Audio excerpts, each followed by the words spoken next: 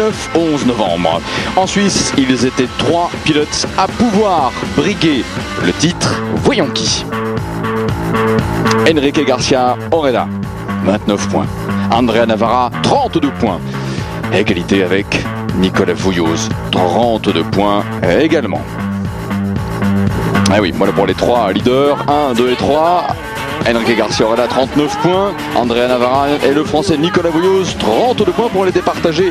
Un rallye asphalte, un rallye, c'est vrai, très prisé en Suisse et en Europe. C'est même le 48e de l'histoire, avec pour base la ville de Martigny. L'ouverture se fera en douceur avec une première étape constituée de 3 spéciales pour 30 km de secteur chronométré. Le premier à s'élancer n'est autre que le leader du championnat, l'espagnol Enrique Garcia Oreda. Lui et le team Peugeot Espagne ont clairement affiché leur ambition. L'objectif est de décrocher dès ce week-end les 2 titres, pilote et constructeur. Il n'est donc pas question de faillir. Également au volant d'une Peugeot aux couleurs de la Belgique cette fois, Bernd Casier est venu découvrir un terrain auquel il n'est pas vraiment habitué et qu'il ne prendra pas vraiment le temps de découvrir. Spécial d'ouverture, c'est le crash. Lange links 22 sluit. Lange links 22 sluit en 30 links 25 sluit. Siegend 30. Lange rechts 28. Laten. Het is gedaan. Incroyable, quelques kilomètres parcourus. L'expérience de Bernd Casier au Rallye du Valais 2007 est déjà terminée. La spéciale sera neutralisée quelques instants. Pilote et copilote sont heureusement indemnes. Les roues sont arrachées. Un instant bloqué. Umberto Scandola se verra attribuer 5 secondes 7 de temps forfaitaire de rattrapage. Le premier gros crash de cette phase d'ouverture du Rallye du Valais, l'accident éliminatoire de Bernd Casier. En manque de résultats, c'est l'an dernier, Andrea Navarra se verra également entamer ce rallye helvétique dans la contrariété avec une crevaison. Elle surviendra dans la deuxième spéciale.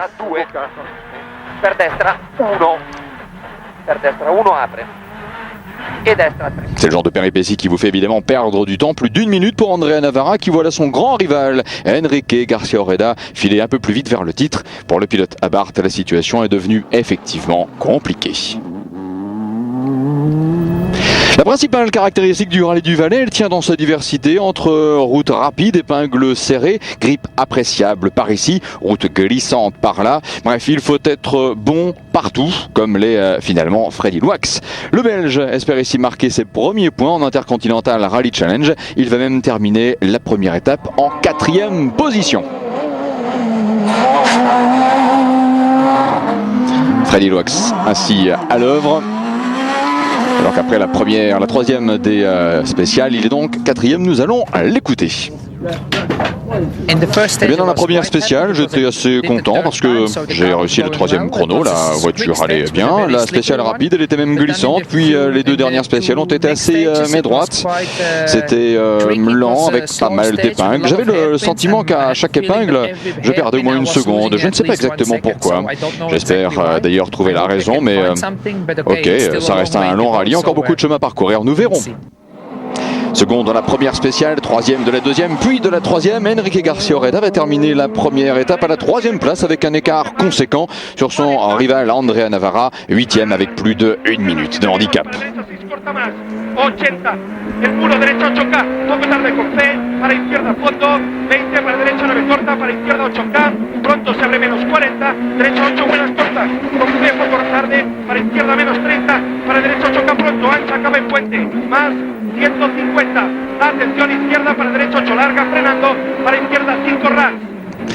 Passons donc au clan Abarth avec Umberto Scandola, excellent rallye du San Remo avec sa 4e place. Elle lui a valu d'être retenu pour le Rallye du Valais. Umberto le rend bien d'ailleurs à Abarth après une saison 2006 émaillée de crash spectaculaires et un début de saison 2007 assez décevant.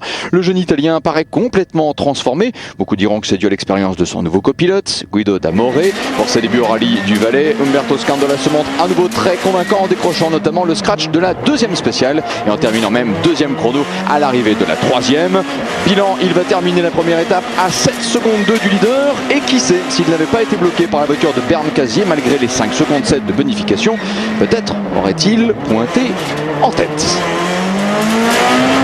Et retrouvons le leader, Nicolas Vouilloz, le seul à avoir remporté 2 rallyes IRC cette saison, celui de Turquie et le Barum Rally de République tchèque. Pour être titré, Nicolas doit non seulement marquer plus de points qu'Enrique Garcia Oreda, mais il aurait aussi besoin quelque part de l'aide de Andrea Navarra. Un cruel dilemme tout de même pour un pilote qui est avant tout le compagnon d'écurie de Garcia Oreda chez Peugeot Espagne, qui tient, rappelons-le, à absolument décrocher ici en Suisse les 2 titres, pilote, équipe. Le voyage en Chine n'est effectivement pas au programme. Ça roule, et ça roule bien donc pour Nicolas Vouilloz. Avec Nicolas Klinger, son copilote. Actuellement leader, du moins après la 3e spéciale. Première étape achevée, Nicolas Vouilloz est effectivement en tête. Nous allons faire le point avec lui. Eh bien pour nous, ce n'est pas très bon qu'Andrea ait une crevaison, mais c'est bien pour mon coéquipier. Nous sommes premier et 3e, nous allons donc essayer de continuer comme cela. C'est un bon départ pour Peugeot Espagne. Voici donc le tableau de classement en termes de la première étape avec les 2 Nicolas Vouilloz Klinger leader, 7 secondes d'avance sur Umberto Scandola et Guido D'Amore. Enrique Garcia Oreda est donc en 3e position à 7 secondes 6. Freddy Loax est à la 4e place. Nous voici maintenant au début de la 2e étape avec la spéciale la plus longue et la plus difficile du rallye. Son nom, les Cols. 37 km 310 à parcourir. Ce qui fait la difficulté de cette étape, ça n'est pas seulement sa longueur, mais plutôt le caractère changeant au niveau du revêtement, du bitume certes, mais aussi quelques portions graveleuses où les pilotes doivent être extrêmement prudents.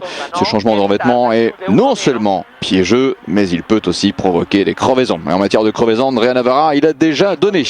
Les kilomètres s'enchaînent et malheureusement, le chrono ne plaide pas forcément en sa faveur, qu'il est difficile, c'est vrai, de partir au rattrapage ou à la reconquête, comme vous voulez, du temps perdu. 5e chrono dans cette spéciale, 30 secondes supplémentaires de perdu au général. Andrea Navarra doit se rendre à l'évidence, sauf circonstances particulières. Décrocher le titre sera mission impossible. C'est par contre mission possible pour Enrique Garcia Oreda. Il est beau être en tête du championnat. La journée, croyez-le bien, était quand même compliquée pour lui. Très rapidement, en matinée, le mécanicien prend la décision de remplacer sa pompe à eau par une nouvelle qui, comble de malchance, refuse de fonctionner. Alors branle-bas de combat, l'équipe décide de démonter la nouvelle pour remonter l'ancienne et qui finalement marchait mieux. Belle frayeur dans l'équipe au parc de service suivant la pompe à eau d'Oreda. L'ancienne sera finalement remplacée par une neuve, bien sûr, mais une qui marche cette fois. Et une autre intervention, c'est du côté justement du stand de Scandola, une intervention du côté de la boîte de vitesse.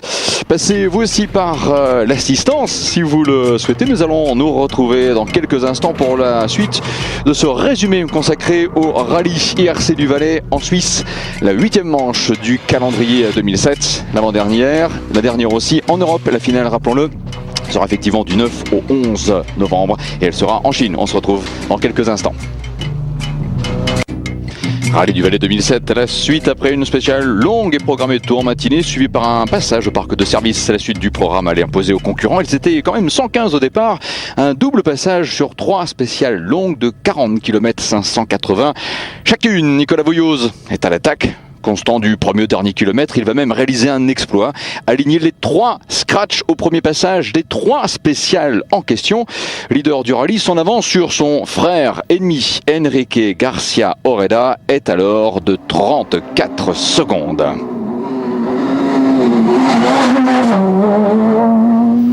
Enrique Garcia Oreda que nous allons justement en retrouver. À bien y regarder, les Peugeot semblent avoir quelque chose, c'est vrai, de plus que les Abarth. Difficile de dire si c'est en raison de la voiture et des réglages à lui apporter ou bien des pilotes, sinon même les deux. Mais à cet instant, ce que tout le monde remarque, c'est que le seul à pouvoir tenir un rythme aussi élevé que le leader Nicolas Vouilloz, eh bien, ce n'est autre que son coéquipier Enrique Garcia Oreda. 2e dans les 3 spéciales, de quoi le faire passer d'ailleurs de la 3e à la 2e place du général à 37 secondes de Nicolas Vouilloz. Et s'il n'y avait pas eu le coup de pompe et les 20 secondes de pénalité infligées, l'Espagnol serait peut-être même encore plus près du Français. Freddy Loax que nous retrouvons sans avoir à faire trop usage du frein, d'ailleurs dans cette 2e étape, précision apportée car la voiture du Belge semble avoir quelques problèmes dans ses portions sinueuses. Effectivement, confirmation, ces problèmes se manifestent dès que Freddy actionne le frein à main, mais malgré tout le Belge va signer le 4e chrono de la 5e spéciale, le 3e de la 6e, puis même de la 7e. Il se retrouve alors 4e au général à 51 secondes 3 du leader sans frein à main. Il faut le faire tout de même. Car à ce stade du Rallye du Valais 2007, le premier pilote Abarth à apparaître au classement, c'est lui, c'est Umberto Scandola qui malgré ses efforts ne parvient pas à rester dans le rythme de ces diables de pilotes Peugeot Espagne.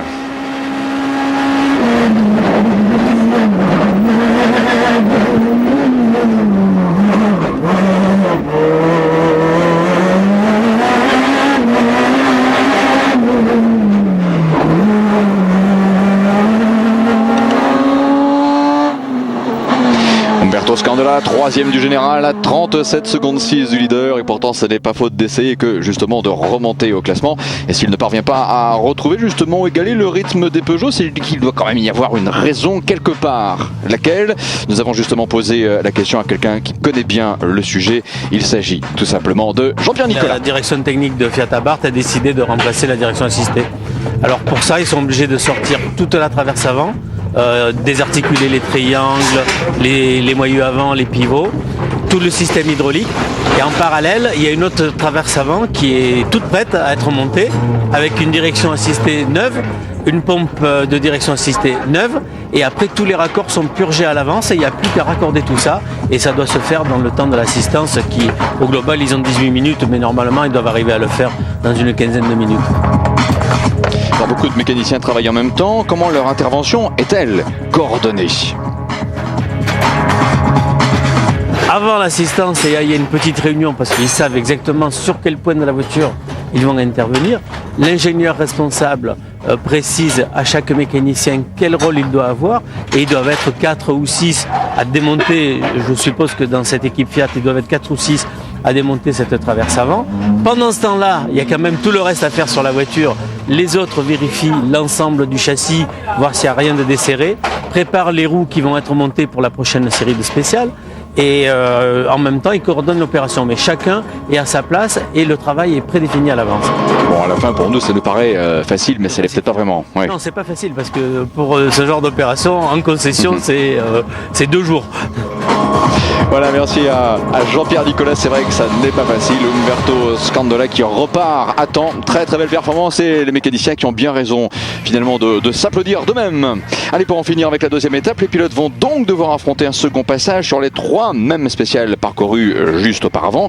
Ces routes, Antonio Galli, il les connaît très bien pour avoir disputé son premier rallye du Valais en 1990. Engagé en championnat de Suisse des rallyes, il peut espérer pouvoir ici grappiller quelques places supplémentaires au classement général. Enfin, il pouvait, car malheureusement, 8e spéciale, le sort en décide autrement. Trahison de la pompe à essence, Antonio Galli n'ira pas plus loin. Vraiment, mais vraiment dommage. Silence radio à bord de la voiture. Et toute tentative de redémarrage moteur est vaine. Galli, c'est fini. Le meilleur pilote national au classement est alors Christian Jacquinard, accompagné de son épouse Christiane. À bord de leur Peugeot 207 S2000, Christian et Christiane sont 6e du général après la 8e spéciale. C'est très bien.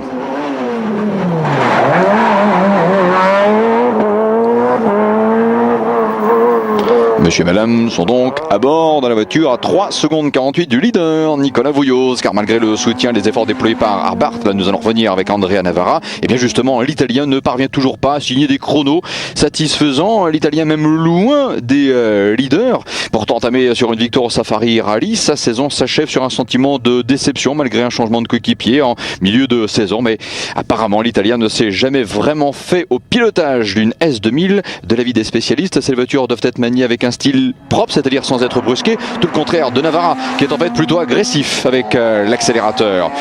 Lui aussi finalement est agressif avec l'accélérateur. Pour Freddy Loax, le Valais sera son dernier rallye IRC de la saison. Le Belge n'a manifestement pas trouvé les fonds nécessaires pour être du voyage en Chine au mois de novembre. Après une saison plutôt malchanceuse, Freddy Loax devait ici d'obtenir un bon résultat et au moins de marquer quelques points. Ça semble-t-il bien parti. Fin de la deuxième étape, Loax est en effet 4e à 57 secondes du leader et à quelques distances seulement du 3e que voici Umberto Scandola. Mais en fait, il n'a que 15 secondes d'avance sur Freddy Loax. Alors, il continue d'attaquer.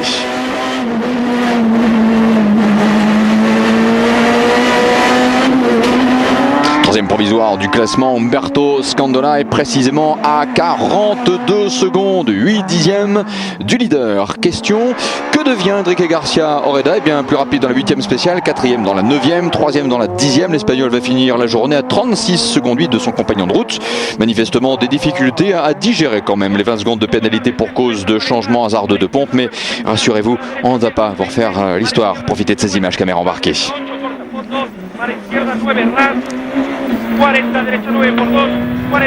Est-ce parce que son grand-père était de Martigny, ville-quartier général de ce rallye du Valais? Est-ce parce que sa passion pour le VTT l'a amené à monter et descendre encore et encore les montagnes de la région? Toujours est-il que ici, il est dans son élément, Nicolas Vouilloz. Il va même aligner 2 scratchs supplémentaires à l'arrivée des 9e et 10e spéciales. Alors que pendant ce temps, c'est l'alerte chez Abarth. Au dernier passage par l'assistance, décision a été prise de changer une nouvelle fois la boîte de vitesse de la voiture d'Umberto Scandola. Le leader n'est pas non plus épargné chez Peugeot Espagne. On s'affaire au même instant sur le différentiel arrière de la voiture de Nicolas Vouilloz. Heureusement, après quasiment 150 km de spécial, l'avance de Nicolas Vouilloz est somme toute assez conséquente, 36 secondes 8, alors que la bataille, regardez bien les écarts, se précise pour les 2, 3 et 4e places. Pour la 3e et dernière étape, les pilotes auront un total de 112 km 680 pour se départager. La première boucle, elle, s'étale sur 53 km 140. Alors, elle est encore long, beaucoup de choses peuvent se produire, et c'est même notre couple suisse qui va en faire la triste expérience. Christian et Christian Jacquillard étaient encore après la 11e spéciale en 6e position. Peu importe le retard avec le leader, l'essentiel c'était de participer, mais malheureusement, Christian va perdre le contrôle de sa Peugeot et sortir de la route. Leur course s'arrêtera là.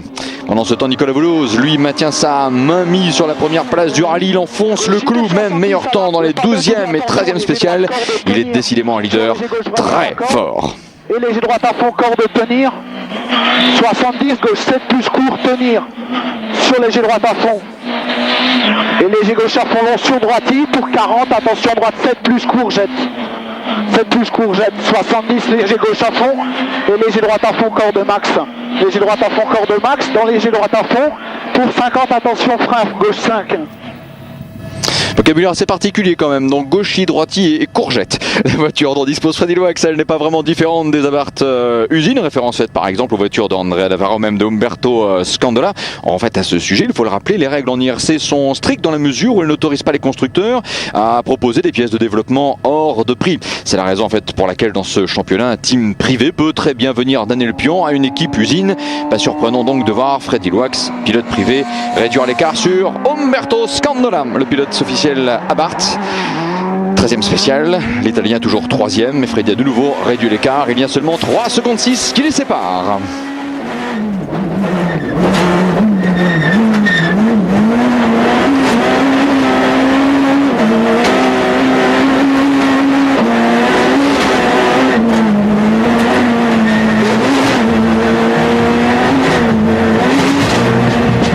Très impressionnantes images, un week-end au cours duquel les mécaniciens d'Umberto Scandola n'auront pas vraiment eu le temps de s'ennuyer. Après la boîte de vitesse, les voici accaparés par une intervention sur un arbre de roue.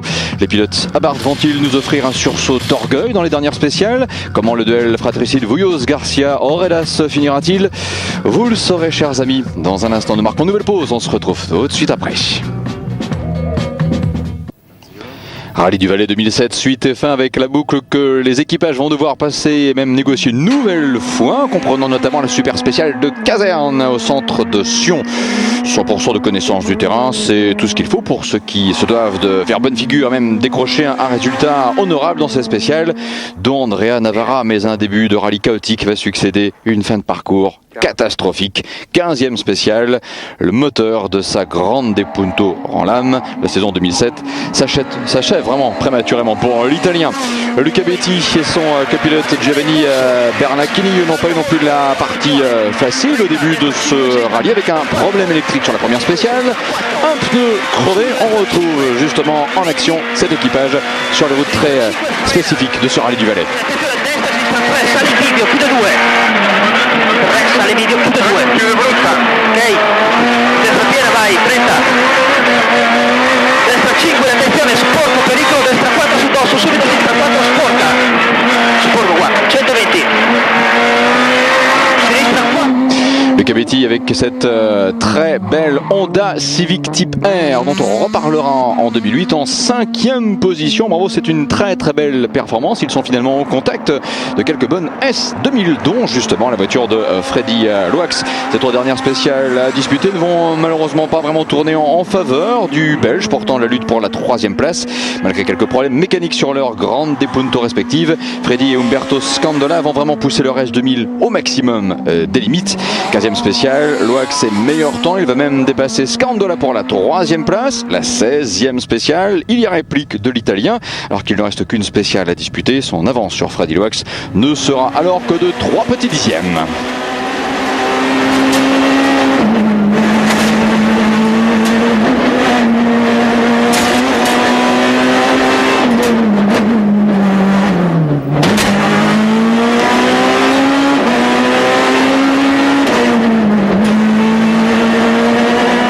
Vraiment remarquable à s'accrocher à son fauteuil. Donc faites le calcul, finalement il n'y aura que 8 secondes entre eux à l'arrivée. La lutte aura vraiment été serrée. Surprise également, alors que Nicolas Vouilloz disposait d'une avance non négligeable, la bagarre en tête va connaître une toute autre intensité au cours des 3 dernières spéciales. 14e spéciale notamment, Nicolas Vouilloz perd du temps sur les 6 km de la spéciale de Sion. 13 secondes exactement, reprise par son compagnon d'écurie Enrique Garcia Oreda. Une situation qui serait même encore plus critique sur la 15e spéciale, la suivante, avec de nouvelles secondes perdues. Freddy Loax et Umberto Scandola informés haussent le ton. Heureusement la situation ira mieux ensuite pour Nicolas Vouilloz, mais pendant ce temps Enrique Garcia Oreda, qui cependant assure aussi sur les 14e et 15e spéciales, il sait le titre à sa portée, va en profiter pour la première fois d'ailleurs depuis l'ouverture de ce rallye du Valais, passer en tête. Vamos un poco mejor que antes, un poco mejor, casi igual, 15.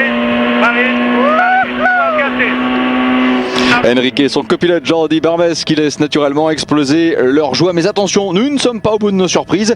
Nicolas Vouilloz a en effet mis le doigt sur le problème et surtout a trouvé la solution. 16e spéciale, il a donc retrouvé le rythme et finalement va s'imposer avec 6 secondes et demie d'avance sur son coéquipier Enrique Garcia Oreda. Quel dénouement. Attention, s'imposer c'est pour l'arrivée du rallye du Valais. Allez, à fond maintenant.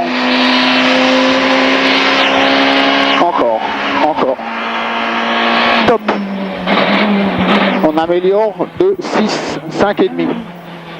Bon, on verra ce que ça donne. Eh bien, ça donne un résultat pas mal, puisqu'après la Turquie et la République tchèque, c'est leur 3e victoire de la saison à ce niveau-là. En fait, personne n'a fait mieux. L'interview de Nicolas. Nicolas, vous gagnez le rallye, mais ça n'était pas facile, surtout dans la dernière étape. Dites-nous exactement ce qui s'est passé. Oui, on a eu un problème dans la super spéciale. Le moteur s'est arrêté à la fin. On a même eu un début de surchauffe. Puis, heureusement, dans les étapes suivantes, la voiture s'est remise à fonctionner normalement, donc on a pu réaccélérer et finalement nous avons la première place. Peugeot Espagne a aussi la première place, pareil pour le championnat pilote avec Enrique. Non, c'est très bien pour Peugeot Espagne, pour la saison 2007, pour BF Goodrich, pour tout le monde. Peugeot Espagne n'ira effectivement pas en Chine dans la mesure où plus personne n'est en mesure de venir contester le titre pilote puisqu'il reste un rallye à disputer. Enrique Garcia Oreda n'est pas encore le champion officiel, mais comme mathématiquement les jeux sont faits, alors la fête peut commencer. Enrique Garcia Oreda. Interview. Enrique, c'était une spéciale très spéciale. Ah oui, ça c'est sûr. Puis c'est un jour exceptionnel. Le team a été en fait assez contrarié par l'obligation ou non de devoir aller en Chine, mais c'est un résultat vraiment super pour Peugeot Espagne qui a fait un effort exceptionnel et qui en est récompensé avec ce titre. Surtout le titre constructeur qui est important. C'est un team vraiment extra avec un groupe de gens extra. Moi je suis très content pour Mortaral qui est le team manager. J'ai fait aussi de mon côté un bon travail. C'était aussi le cas de mon coéquipier Nicolas Vouilloz, qui est vraiment aussi un excellent pilote. Y mi compañero de equipo Nicolás Vouilloz, que ha demostrado ser rapidísimo y que es un grandísimo piloto. Muchas gracias. Muchas gracias, c'est bellissimo. Voici donc les tableaux de classement. D'abord, celui propre au Rallye du Valais avec donc la victoire des les Français Nicolas Vouilloz, Nicolas Klinger, 6 secondes et demie d'avance sur Enrique Garcia Oreda. Et donc le premier pilote Abarth Umberto Scandola juste devant Freddy Loax. Jolie place également pour la Honda Civic qui termine ainsi en 5e position. Pardon, le premier belge, c'est effectivement Radouf avec une Mitsubishi. Voilà pour la belle image finale aussi qui est celle, indépendamment de la montagne, du tableau palmarès de l'année 1 de l'Intercontinental Rally Challenge. L'Espagnol Enrique Garcia Oreda est le champion, tout comme Peugeot est titré au niveau du championnat constructeur. Et mention particulière, quoi qu'il en soit, pour Nicolas Vouilloz avec ses 3 victoires dans la saison. C'est là aussi justement un record. Merci de nous avoir suivis. Nous allons nous quitter sur ces images de montagne juste avant, sur ces images de fête ensuite, avec effectivement celle du team Peugeot Espagne et le visage radieux d'Enrique Garcia Oreda. La saison n'est pas terminée pour autant. Souvenez-vous, notez-le bien sur vos agendas, sur vos palmes, sur tous les supports que vous voulez. Nous avons rendez-vous du 9 au 11 novembre en Chine pour la finale de l'Intercontinental Rally Challenge 2007. Merci d'avoir suivi ce programme. Très bonne soirée, bonne nuit à toutes et tous. Et au plaisir de vous retrouver très prochainement, très vite sur Eurosport. Bonne soirée, bye bye, merci.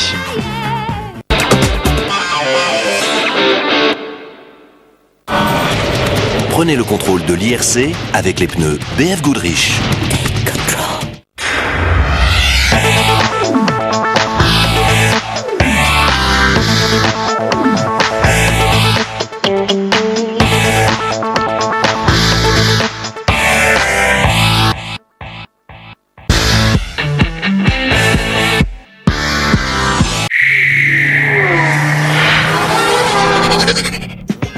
Né à Istanbul le 11 septembre 1967, Volkan Ezik a été champion de Turquie des rallyes en 1995 et en 2003 il a également gagné le Fiat European Rally Championship en 1997 et en 1999.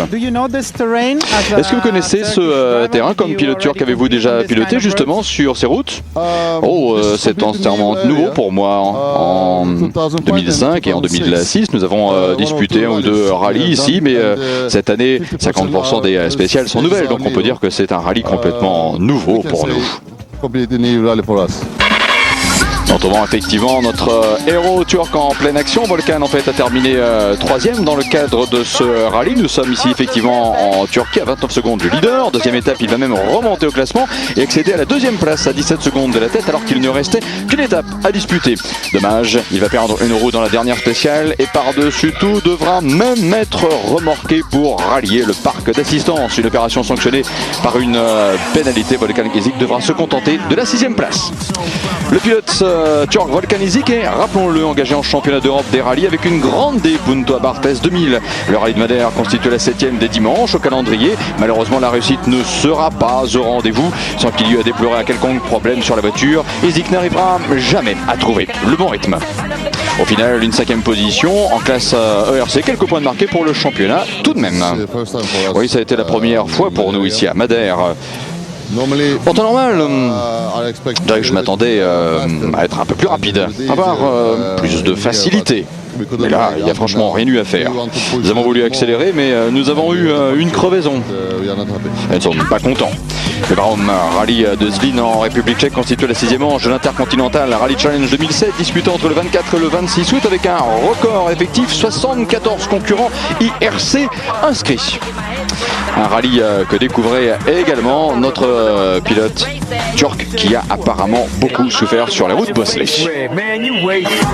Après les premières spéciales, effectivement, et redescendre la profondeur du classement, on va leur entamer une très belle remontée à titre indicatif. 3e spéciale, 34e chrono, il est 26e. Puis, par exemple, 8e spéciale, 13e, il est revenu en 21e position. 9e spéciale, il est à la 19e place. Il va finalement terminer en 12e position. Bravo à lui, on le retrouvera bientôt.